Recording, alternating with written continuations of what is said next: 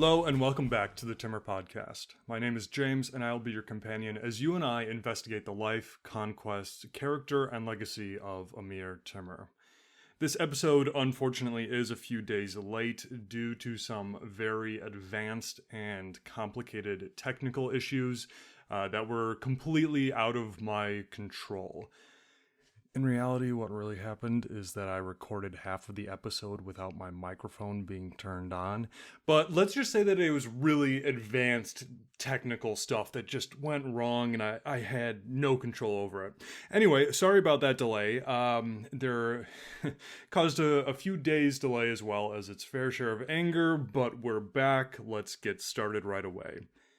In the last 2 or 3 episodes, we've been following Amir Timur with his various invasions into Iran or Persia, and his interactions with what we've been calling the Big Persian Five of other political factions in that region.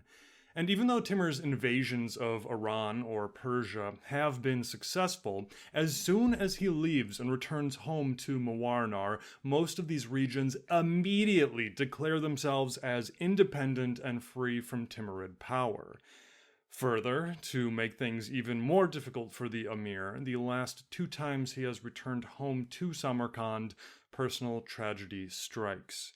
We saw last episode how Timur lost a wife, daughter, and sister quite unexpectedly. It was almost as if every military victory inevitably brought disaster to his family. But this only served to make the Amir more determined to bring Persia to heel. The year is now the end of 1382, and of the Big Persian Five, Timur has, for the moment, subjugated 3 of those powers and avoided conflict with the other 2. But if you'll remember, one of the Big Persian Five that we talked about was the warlord Amir Wali, who ruled a kingdom in Mazandaran in the southern coasts of the Caspian Sea.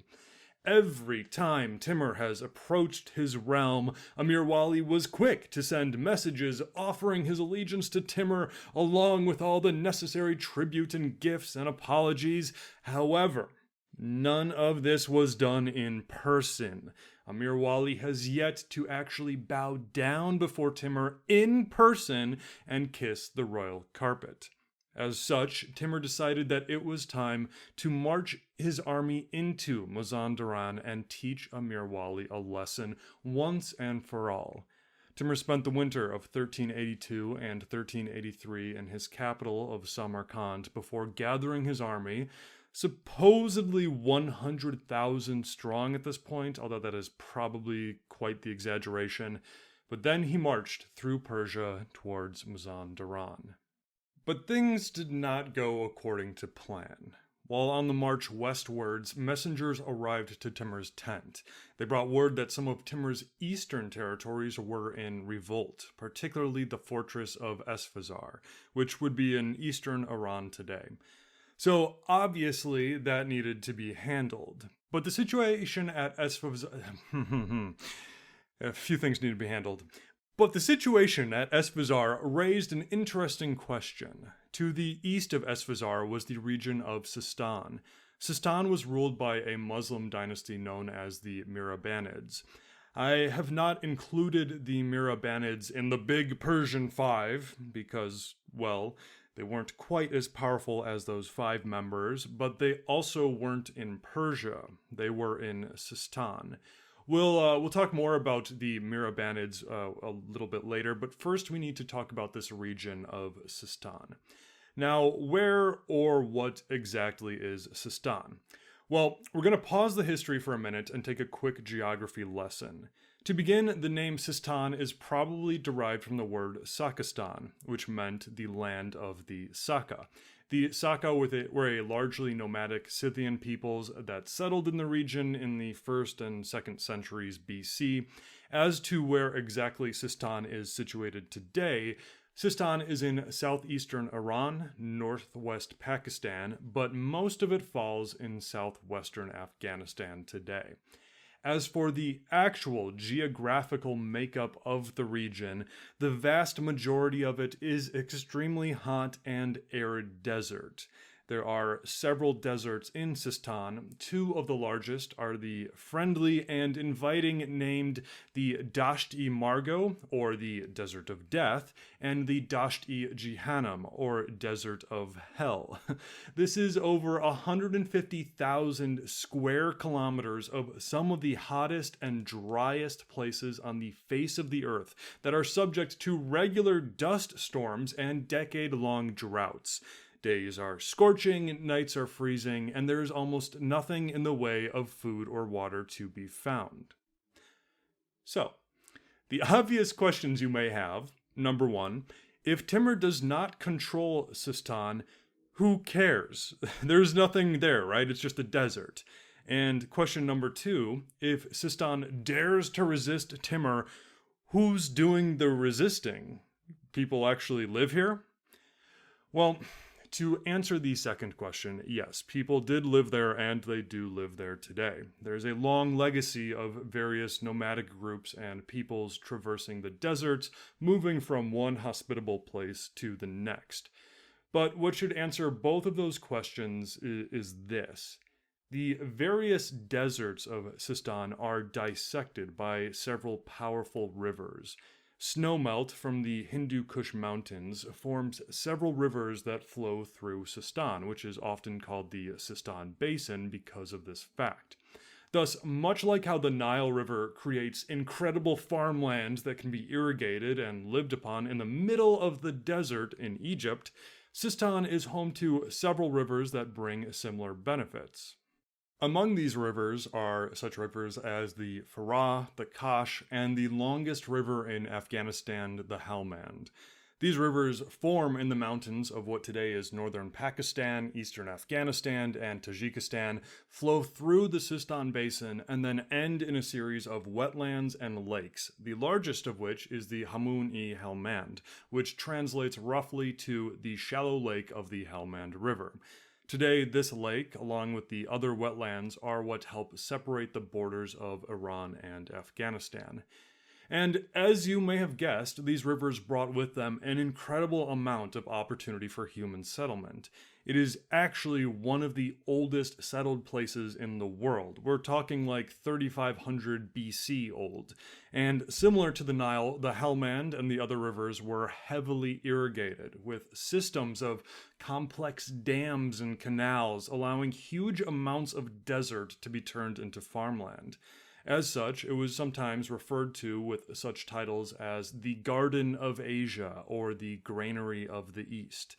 And with food came civilization. There are vast remnants of ancient forts, citadels, cities, along with the various rivers dating back to the Persian empires, Alexander the Great, and later various Muslim dynasties that conquered the region in the 7th century or so. Of particular note, Sistan is one of the most sacred places for those of the Zoroastrian faith. Lake Hamoon, the largest of the wetland lakes, is a pilgrimage site for Zoroastrians, or Parsis as they're usually referred to today. Anyway, before we get back to Timur, I want to make a quick comparison to the area of Sistan today. Today, the region of Sistan is still home to a vibrant culture with a population of roughly 188,000 people. However, unfortunately, this is a region of immense poverty and struggle. With the last few decades of war and insurgency, tens of thousands of refugees have fled through or away from Sistan. It was also one of the first regions of Afghanistan that was secured and fortified by the Taliban in the early 2020s. Further, most of the irrigation systems that were once in place that had transformed leagues of desert into habitable land are now gone. Some of these, yes, were destroyed in the recent various wars in Afghanistan, but the destruction of this region actually goes back centuries. The deserts in Sistan are now expanding, the rivers are decreasing, drought is commonplace, and there are actually some pretty haunting pictures. There are entire ancient fortresses, cities, hundreds or even thousands of years old, that are now literally in the middle of the desert, completely uninhabited, ancient ghost cities frozen in time. Once they were brought to life by the irrigation and the canal systems, but now the endless sands are reclaiming what humans created. With history, you always have to be careful with talking about cause and effect. Correlation does not automatically mean causation.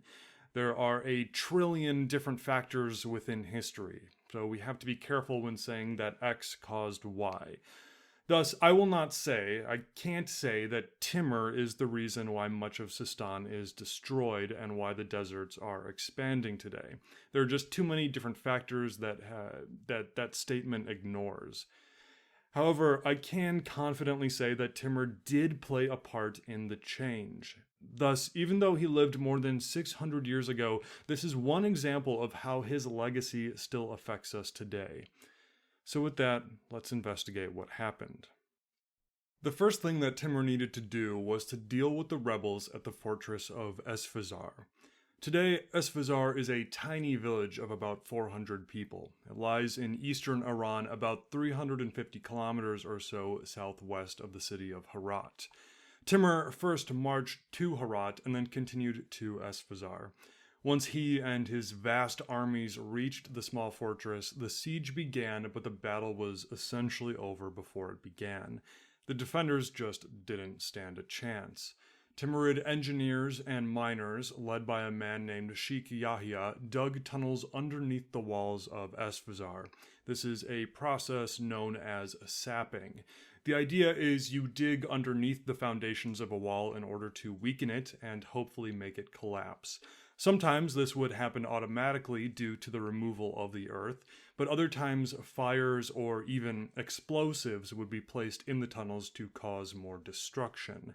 In this case, the tunnel caused the walls to collapse unexpectedly.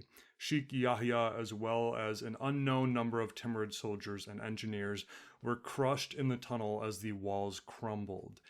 But this was acceptable loss because the fortress was now exposed. Timur's soldiers poured in like a tidal wave, slaughtering anybody who dared continue the defense. S3Ep3 was taken. It was sacked and pillaged, its walls torn down. But Timur was not finished here.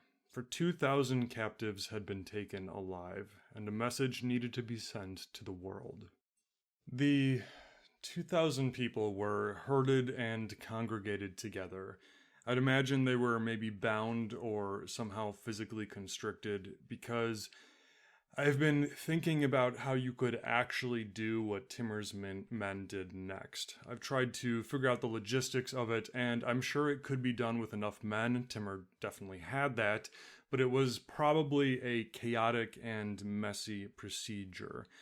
And it's truly one of the most horrifying things that I can imagine. This is how Yazdi from the Zafarnama describes the scene.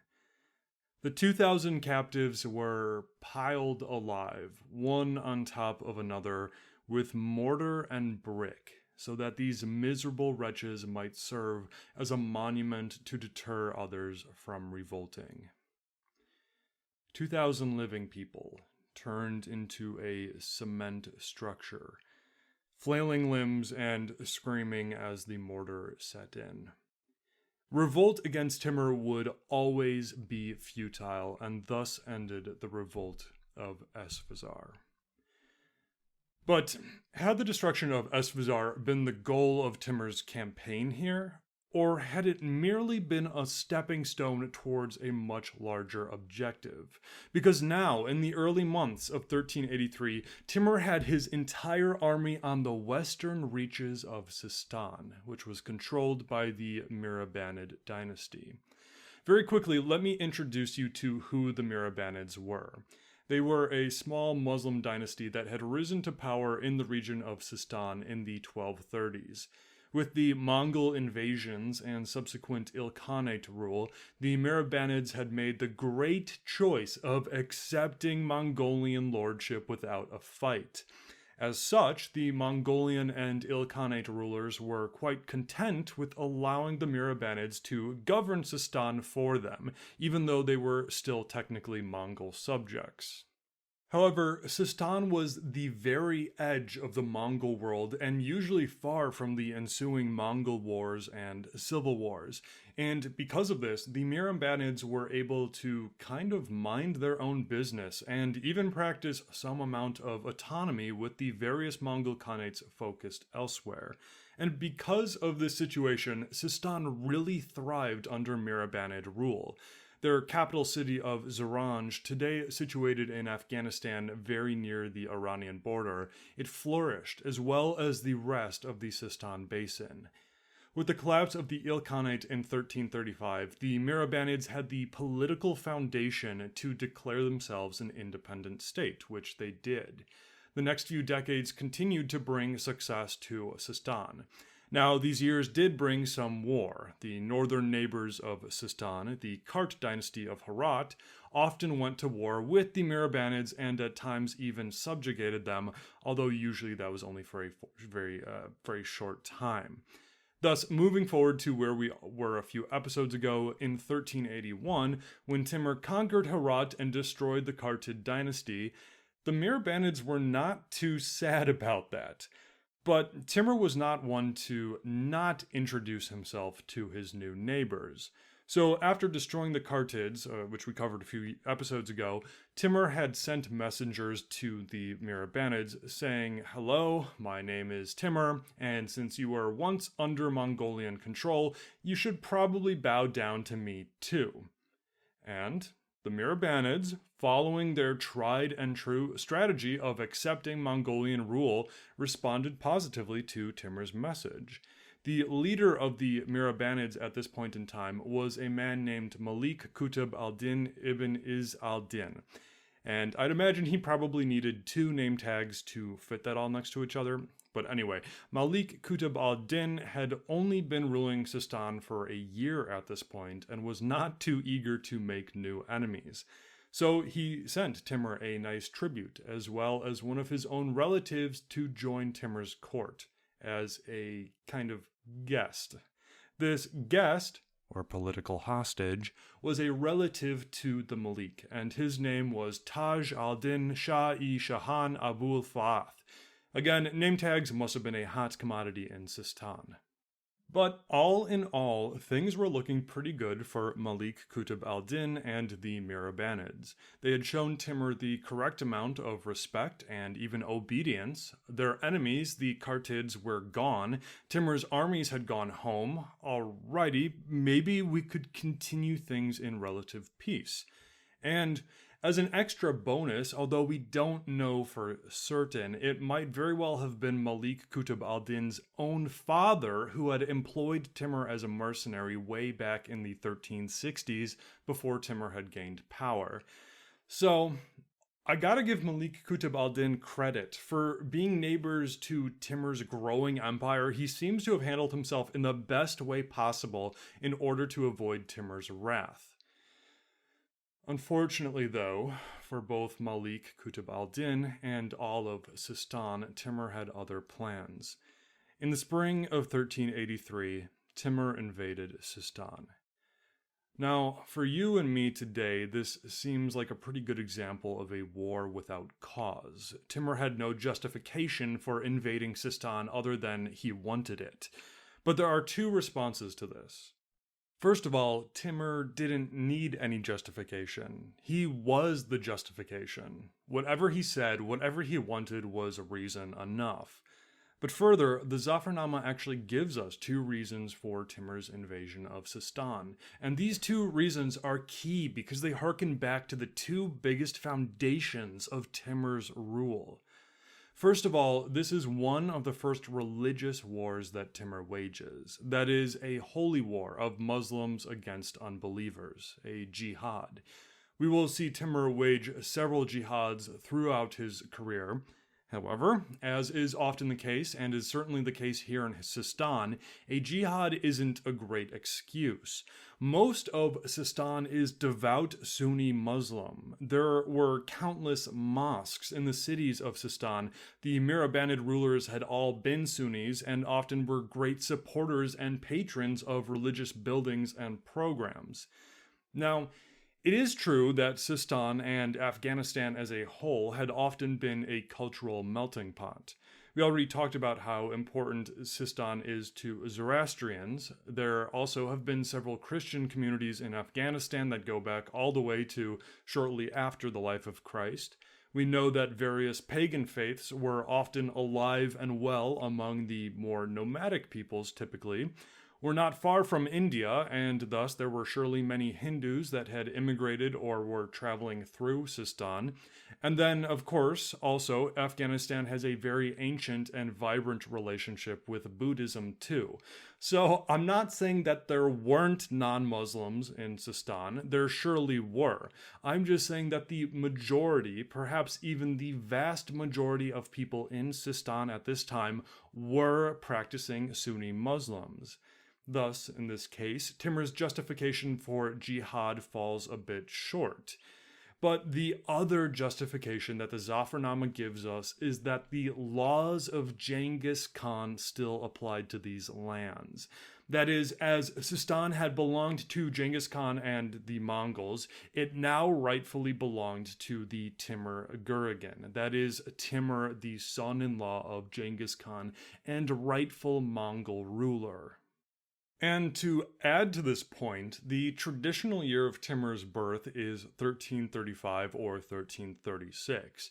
Now, that just happens to be the same time in which the Ilkhanate had collapsed.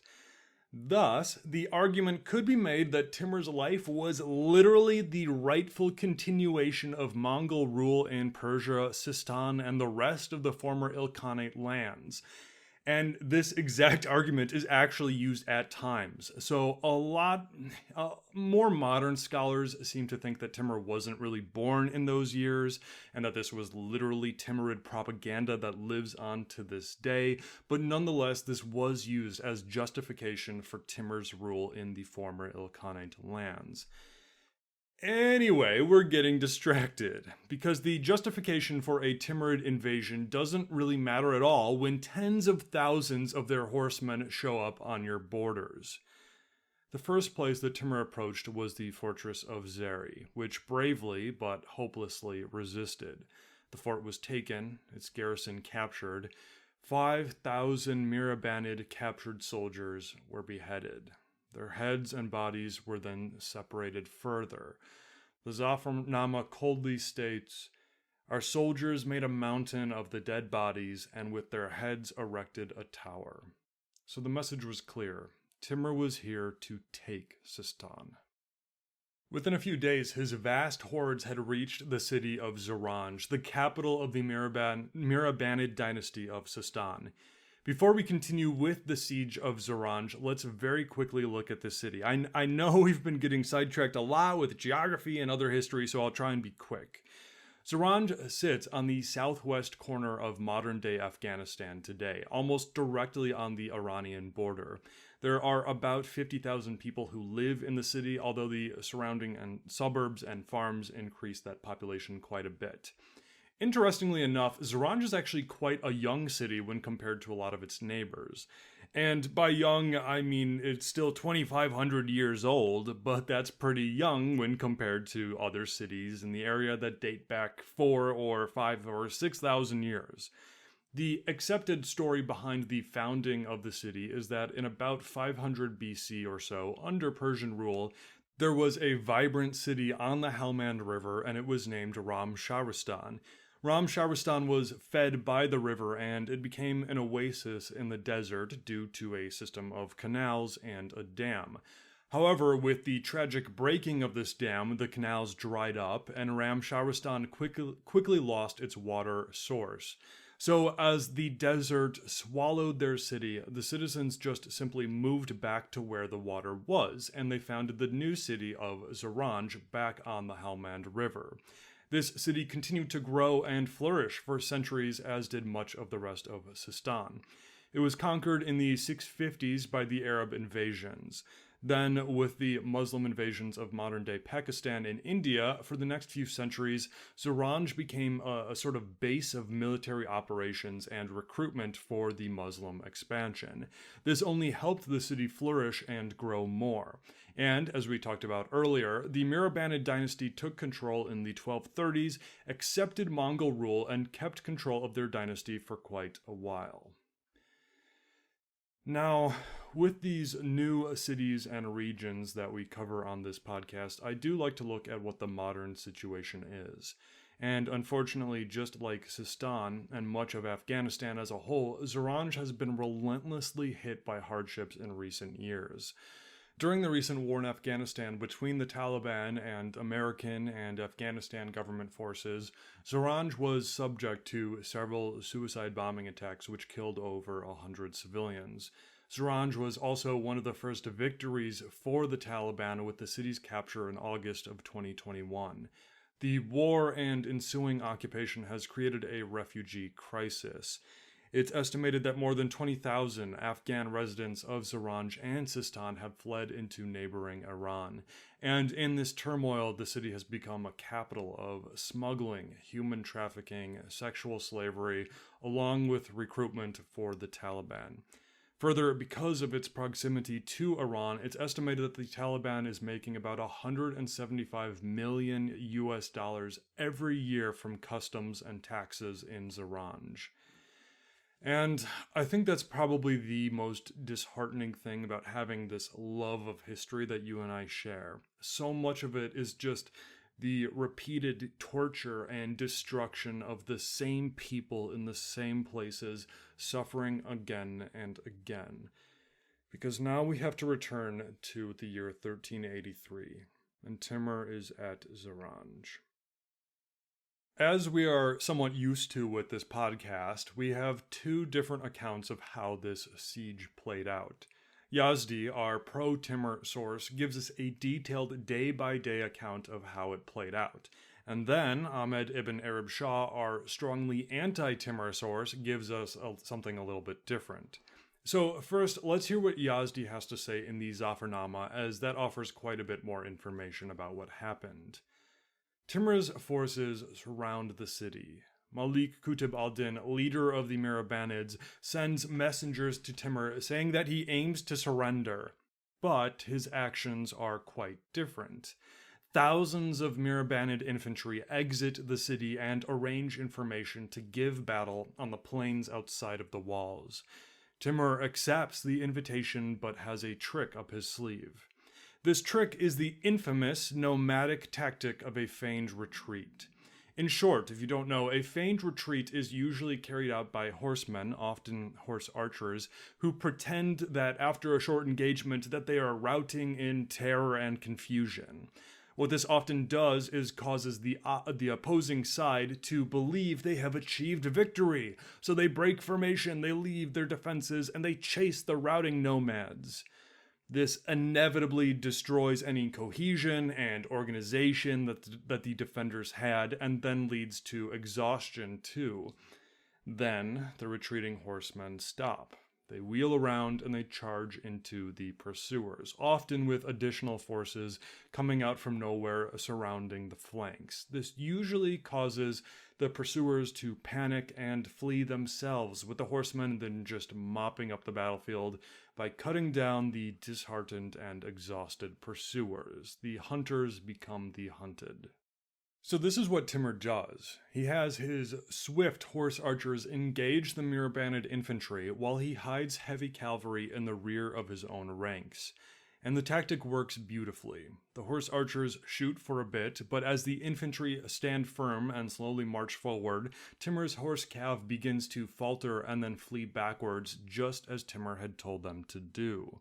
The Mihrabanids see this and interpret this as a victory. Now it's time to chase down the Timurids and cut down anybody who falls behind, push these nomadic invaders out of our lands. Well, we all know what happens next. As soon as the Mihrabanids are far enough away from their walls, away from safety, Timur's horse archers wheel around and charge the enemy. Meanwhile, the ambushing forces that were hidden charge the enemy rear and chaos ensues. The Mihrabanid lines are thrown into disarray and chaos as their formations just melt. The only thing left is our base human instinct of survival. The Timurids begin slicing down the Mihrabanid as a human stampede back to the city takes place. There are some pockets here and there that are able to regain their composure and hold out, slowly retreating back to the walls, but for the most part, this is an obvious Timurid victory. Fighting continues throughout the afternoon as various groups and individuals slowly make it back to the city, but most are cut down or captured.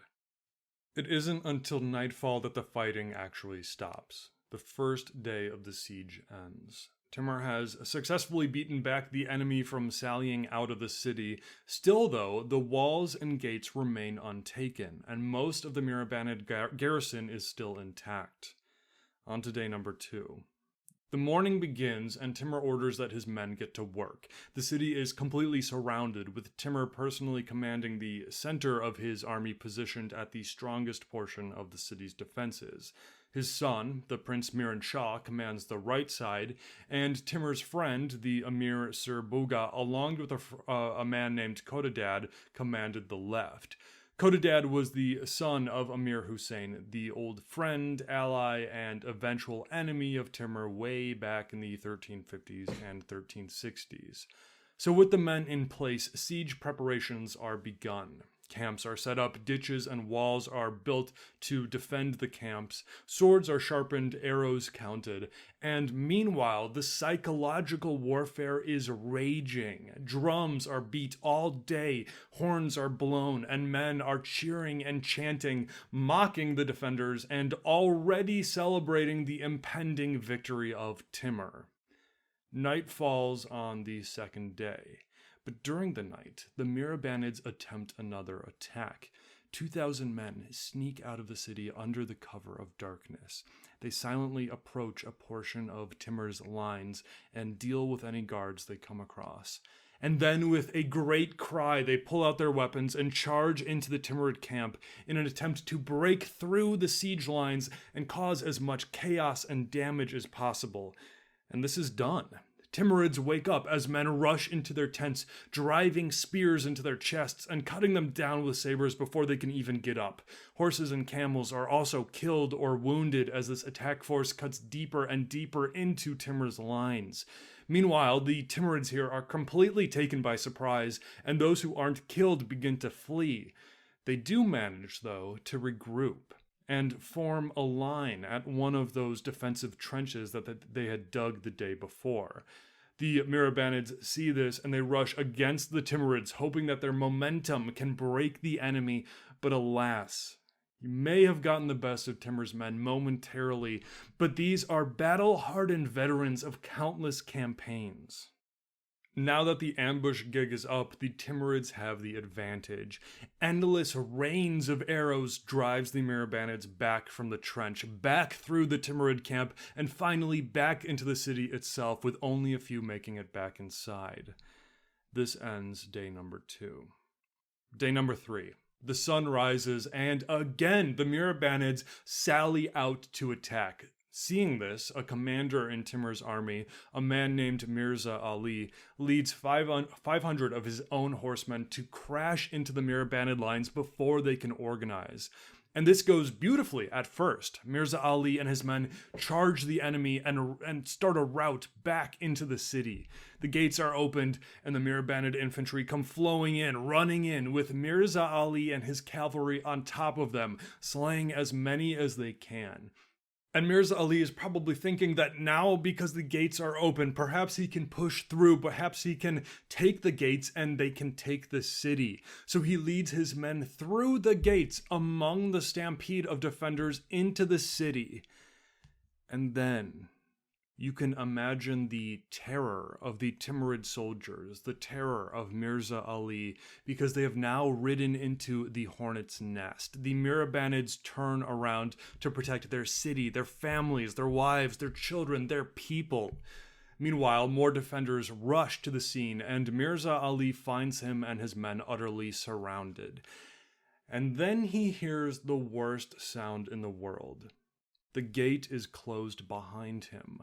The city has suddenly become his tomb as the casket is closed. But the rest of Timur's army is not just sitting idly by. One of Mirza Ali's friends, a commander named Akitmur Behader, had watched the scene from afar and knew that his friend's demise was imminent. So, with 1,000 of his own men, Akitmir charged the city's gates and commanded his men to use whatever they had to bash against the gates. Makeshift rams were grabbed, men flung themselves into the gate, swords and axes were used to hack the wooden beams, and through the arrows and the rocks thrown from the defenders, Akitmir's men are somehow able to hack enough the gate apart to allow the trapped Timurids through. Mirza Ali and his men are able to retreat through the gate. Only a few of them were alive, but the whole Timurid camp breaks into cheer and celebration as they returned nonetheless. Day 4 of the Siege of Zaranj. The leader of the Mihrabanid, Malik Qutb al-Din, decides that enough is enough. Resisting seems to be completely futile. But what on earth do you do here if you are him? You could probably hold out for a few more days, maybe even a few more weeks, but you're not going to win this. And further, the more you resist, you can expect that the retribution will be far more severe when the fall of your city does inevitably come. So what on earth do you do? Do you go to Timur and seek his mercy? That's probably not going to go well. Or do you do the more disgraceful but probably best shot of survival method, which is somehow flee the city, flee your people, and just get out? If it's just you and a handful of followers and guards, you could probably do that. Sneak through Timur's lines, out into the wilderness. But then, where do you go? What do you do? Besides the immense guilt you now probably hold since you just betrayed every single person who trusted you, every single person in that city, probably including most of your family and friends, what on earth do you do next? Well, the Zafarnama actually tells us Malik Qutb al-Din's thought process with this situation. Now, obviously, the accuracy of this is debatable. Yazdi wasn't here, he never met the Malik, but still, I believe it captures the thought process of a lot of leaders who fell to Timur's power, and it's thus very valuable to us. And this is probably pretty close to what Malik Qutb al-Din actually did go through internally. We're told that the Malik left the city, approached Timur's army, and asked to meet with the Amir. This was granted. The Malik came before Timur, surrounded by the countless officers and advisors, and surrendered the city. And then Yazdi says that the Malik announced this to Timur. Great prince, in vain I strive to defend myself against you, whose mighty arm is able, if I may say so, to bend mountains. Of what use will it be to me to tempt fortune, who raised you to such a height, that you seem able to command even her? No, my lord, I see no other means of saving my life than by flight. But what place is there for me to retire to? Where can I shelter myself from your vengeance, since everyone obeys your power? There is no asylum under heaven in which I can better trust than your royal forgiveness. Yes, my lord, I have fled to save myself from you, but it is to you that I have fled. Wow. You can just hear the hopelessness in his voice, accepting defeat and probable death because Timur commands fate and there is nowhere to run.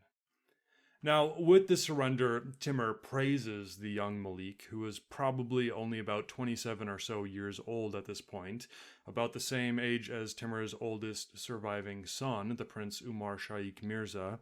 So Timur praises the young man for his courage to hold out this long and honoring his family's legacy.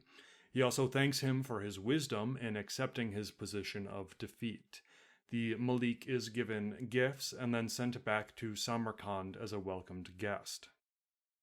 But, like we've seen before and like we will see many times again, being a guest of Timur is often a doomed situation. 3 years later, Timur would order the execution of Malik Qutb al-Din, which was carried out, ending the young man's life at the age of 30. But back to the present, the leader of the Mihrabanids has surrendered. But surprisingly, the city does not follow suit. The gates remain closed when Timur's envoys approach relaying the information. And then, the entire city rallies for one last desperate attempt for freedom from Timur. The gates are opened and the defenders rally out. We're also told that both civilians and soldiers begin climbing down from the walls on ropes and by lowering each other down in a type of human chain. The city has awakened for one last battle. And Timur throws everything he's got at the Mihrabanids. Both armies crash in the plains outside of the city. Clouds of arrows are shot in all directions. Infantry and cavalry collide. The terror of battle ensues.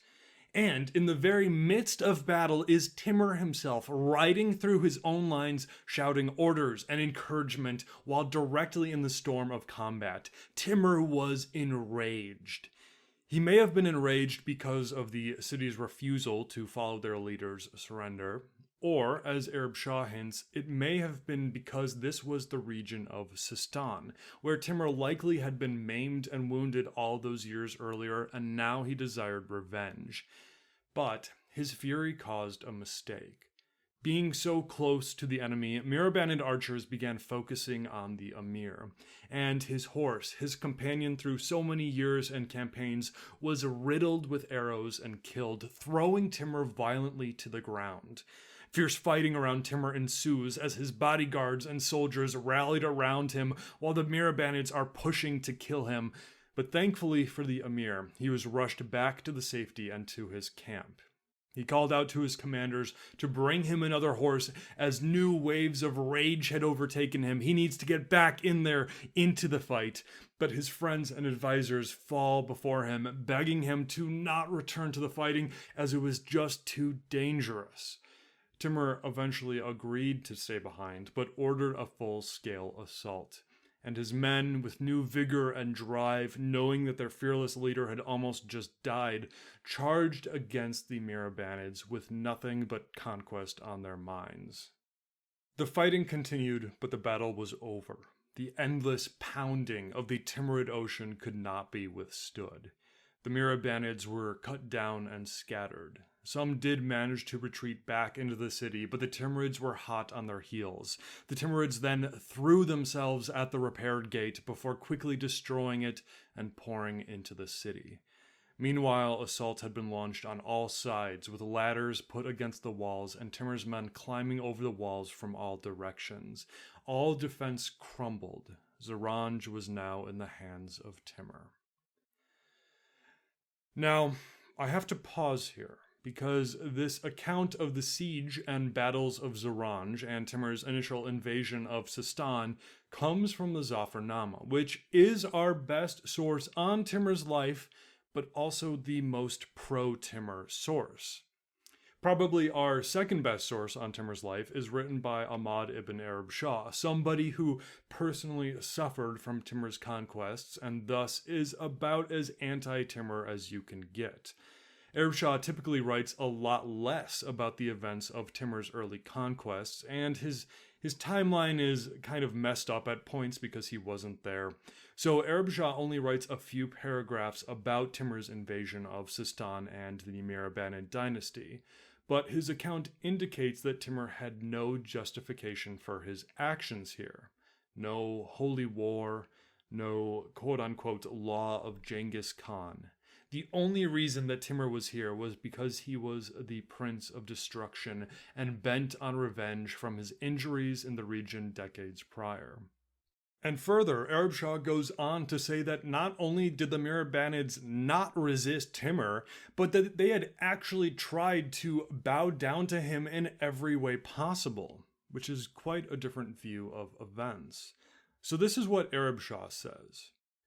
The inhabitants of Sistan went out to him asking for peace and agreement, which he granted them on condition that they should hand over their arms to him, of which they produced the whole equipment which they had, hoping in this way to escape from their extremity.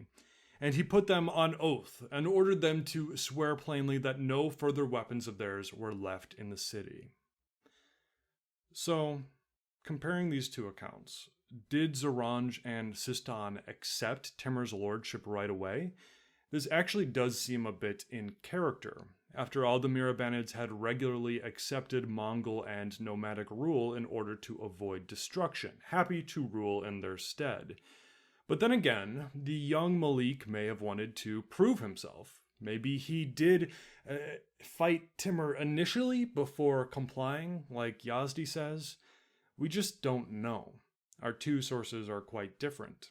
Arab Shah seems more likely, but then he barely says anything or gives us any information. Yazdi's claims seem a bit less likely, but he has very detailed accounts, geography, named persons, and so on.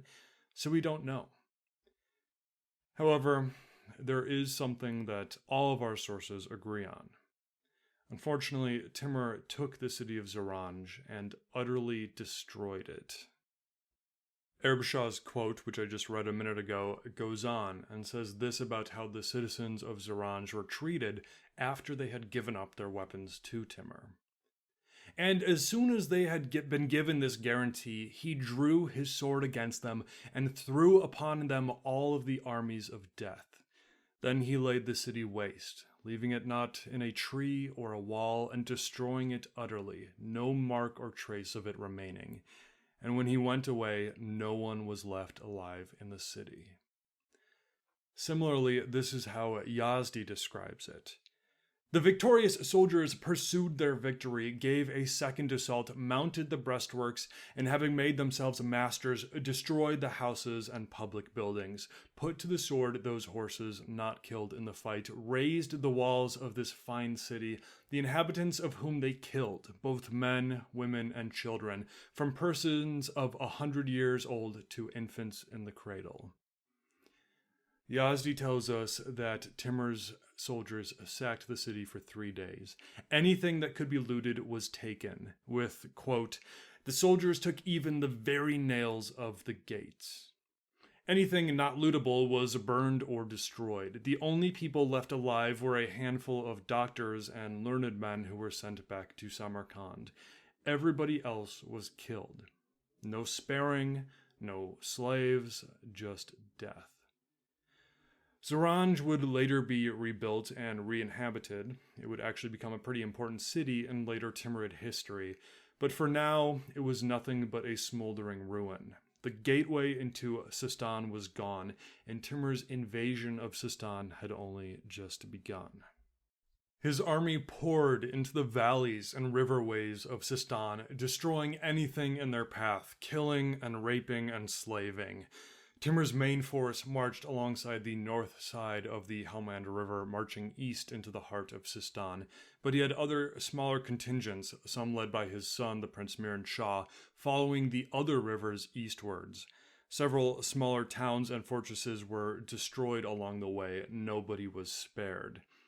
As for reasons why Sistan was so ravaged by Timur, there are a couple of possible answers. Arab Shah and Yazdi both tell us that Timur was personally bent on punishing the people who had injured him all those years before. In fact, Yazdi tells us that during this invasion, a local prince of Sistan came to Timur announcing his willing submission and presenting Timur with all sorts of gifts and tribute. But Timur recognized this man. This was the very man who had shot his hand with an arrow all those decades prior. Upon realizing this, Timur was enraged and ordered that this prince be seized and immediately executed. The man was grabbed and dragged outside, all the while no doubt shouting about how it wasn't his fault or it wasn't him, and that he was now submitting to Timur without any animosity in his heart. But it didn't matter. He was thrown against a pillar and tied there, unable to move. Timurid archers then unloaded their missiles into him, killing him in the same way that he had injured their emir. So perhaps the invasion of Sistan was a personal mission of revenge for Timur. Or, as we said earlier, perhaps this was a holy Muslim war against infidels or against non-believers. We're actually told that there was one particular fortress that Timur's men came across in the mountains of eastern Sistan. Here, the defenders of the fort are described as infidels. They may have been pagan or maybe Hindu defenders. Maybe they actually were Muslims, but this was used as an excuse. I don't know. But the fortress called Hezarpes was assaulted and taken, and the non-believers were all killed. Some of them were captured and thrown off the mountains to plummet to their death, or as Yazdi says, others were slain and their heads served to build towers as usual. So perhaps Timur's invasion of Sistan was a jihad, at least maybe in part. And Timur will certainly use the justification of holy war in later campaigns, but there are two big issues with this. First of all, the vast majority of Timur's enemies and victims throughout all of his campaigns are Muslims. Yes, he will attack and kill countless Hindus, Christians, and pagans, but most of the time, Timur's enemies are fellow Muslims. Further, Timur's own army is about as diverse as it can come in this time. Ethnically and culturally, for sure, but religiously, this is an army of both Sunni and Shiite Muslims, along with other smaller Islamic sects, but also a huge population of pagans, especially in his more nomadic groups. And then with some of Timur's later invasions, countless Hindus and Christians will also join Timur's ranks. So, when talking about how Timur used holy war as his justification, it gets messy very quickly. And going back to Sistan, most of Sistan was Sunni Muslim. But then again, maybe we're just overthinking it. Did Timur really need a reason for invading Sistan other than the fact that he wanted it and it was there for the taking? Perhaps not. So regardless, Timur's invasion of Sistan continued as his men marched along the rivers. And this was more than conquest. It was destruction. His men destroyed the vast systems of canals that had irrigated so much of the desert for centuries. Dams were destroyed, moats were filled in, the seeds of long-term destruction were sown. Historians René Grousset and Justin Morosi both attribute Timur's campaigns here as part of the reason why Sistan today, as a region, has suffered so much for the ensuing centuries. This is how Grousset puts it. Above all, Tamerlane destroyed the irrigation systems of the Sistan countryside, which reverted to desert. The desolation that strikes the traveler in this region even today is the result of these acts of destruction and massacre. The Timurid chiefs were finishing the Genghis Khanate Mongols had begun, both through their ancestral nomadism and their system of methodical devastation, made themselves the active agents of this Saharifying process to which the center of Asia, by its geographic evolution, is already too prone. By destroying cultivation over a vast area and turning the land into steppe, they were unconscious collaborators in the death of the soil. The nomad killed the trees, dried out the gardens, and reduced the meager trickle of water to bog, and the plowed field to desert. Timur's armies continued up the rivers of the Sistan plains and reached the foothills of the Hindu Kush mountains. He took two of the largest cities in the region, the cities of Kandahar and Lashkargah. Today, these are the fourth and sixth largest cities in Afghanistan, respectively. Kandahar was taken by storm after engineers caused the walls to collapse. The governor of Kandahar was seized and hanged. However, it appears that both of these cities avoided the same wrath and destruction that had befallen Zaranj. We are given no account of their destruction. Surely they were looted to some degree, but their populations were likely not annihilated in the same way. But now that these cities were taken and Timur had reached the Hindu Kush mountains, he turned around, for Sistan was his. As Yazdi says, Sistan was brought in the subjugation of Timur. There remained no more enemies in these provinces. Everybody obeyed him. Timur's invasion and conquest of Sistan was complete. Rule of the land was given to a relative of Malik Qutb al-Din, a man named Taj al-Din, who we met briefly earlier. This man was of the Mihrabanid Dynasty and would be a loyal soldier and commander in Timur's army until his death in 1403. The Mihrabanid Dynasty thus was not destroyed, but simply under new management. They would keep power in the region of Sistan. Oh, my laundry's done. The laundry has been collected and folded, and the Mihrabanids would keep power in the region of Sistan until the late 1530s, when they finally gave up their power to the then new Safavid dynasty of Persia. But for now, Sistan was firmly in Timurid hands. Timur's forces exited the basin the same way they had come, following the rivers, passing through the destruction they had wrought, carrying endless amounts of treasures and slaves back home to Mawarnar. Upon reaching Samarkand, great celebrations took place, with Timur rewarding his soldiers and loyal subjects for his successful campaigns. Earlier, when I shared with you the quote from the Zafarnama, in which Malik Qutb al-Din surrendered to Timur, I personally love the sentence that Yazdi gives us, in which Malik says, "Of what use will it be for me to tempt fortune, who has raised you to such a height that you seem able to command even her?" I love how that's written, implying that maybe Timur is so powerful that even fortune herself is his servant.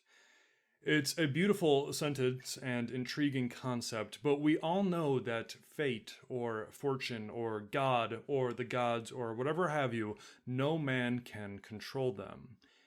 And in a pattern that we've seen several times already, and will see many times again in the future, it's as if fortune had to remind Timur that she would not be controlled by him. For while celebrating in Samarkand, a new son was born to Timur. This was the young prince Ibrahim Sultan. But this young boy died almost as soon as his life had begun, and personal agony again followed military victory for the great Amir. There was only one way in which Timur knew how to handle his grief, only one way in which he knew he would be successful. The gaze of Timur again shifted to Persia. The armies were gathered, the banners raised, the third invasion of Persia was about to begin. This has been the Timur Podcast. Thank you so much for listening. If you want to reach out to me for any questions or comments or just to say hi, please feel free to do so at the show's email, which is timurpodcast@gmail.com, or on Facebook or Twitter at Timur Podcast. If you are enjoying the show and want to help support it financially, the Timur Podcast is on Patreon at patreon.com/Timur Podcast. Any and all donations are much appreciated, and thank you to all who have donated. I really appreciate you all. I was actually able to purchase a book for this podcast that was... I'd be unable to do it if it wasn't for your support. So seriously, I love you all and thank you. The next invasion of Timur into Persia is really going to change his role in the world. We've seen him expand past his home of Mawarnar, now into eastern Persia and Sistan, but he will very soon branch out into the much larger world of the Middle East and Central Asia. Find out what that means next time right here on the Timur Podcast.